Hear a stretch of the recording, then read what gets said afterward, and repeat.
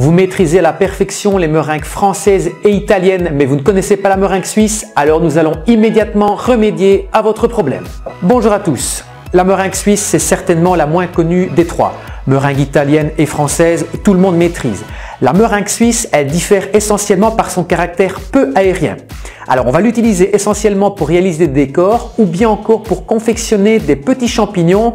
Vous savez là, les petits champignons qu'on met sur les bûches à Noël, eh bien ça, ce sont des meringues suisses. Pour la réaliser, j'ai besoin de 100 g de blanc d'œuf et de 200 g de sucre semoule.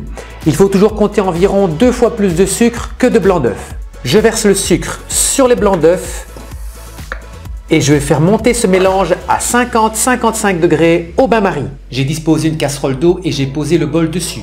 Alors le bol n'est pas en contact avec l'eau chaude. Je vais fouetter en permanence jusqu'à obtenir une température de 55 degrés. Pour contrôler la température, servez-vous d'un thermomètre de cuisson, ce sera évidemment beaucoup plus simple.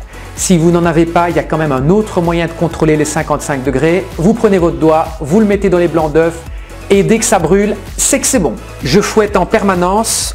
On peut déjà voir que la couleur et la texture ont changé avant même d'avoir atteint les 55 degrés.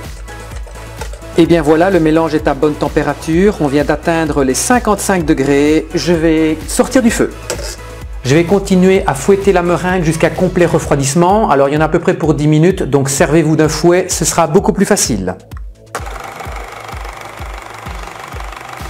Après 10 minutes, la meringue est refroidie et bien aérée. On voit qu'elle a pris un petit peu de volume.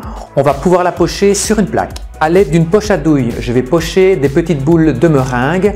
Alors ici, vous faites un petit peu comme vous voulez, tout dépend de ce que vous comptez faire de votre meringue après. Voilà, la meringue est pochée, elle va partir au four à 90 degrés pendant au moins 1 heure.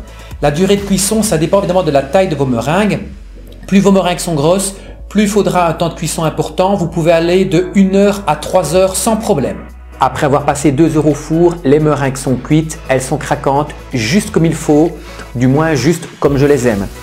Vous voyez, ce n'est pas très compliqué de réaliser une meringue suisse. Si vous avez aimé cette vidéo, abonnez-vous sur Facebook, YouTube ou Instagram et d'ici là, à vous de jouer!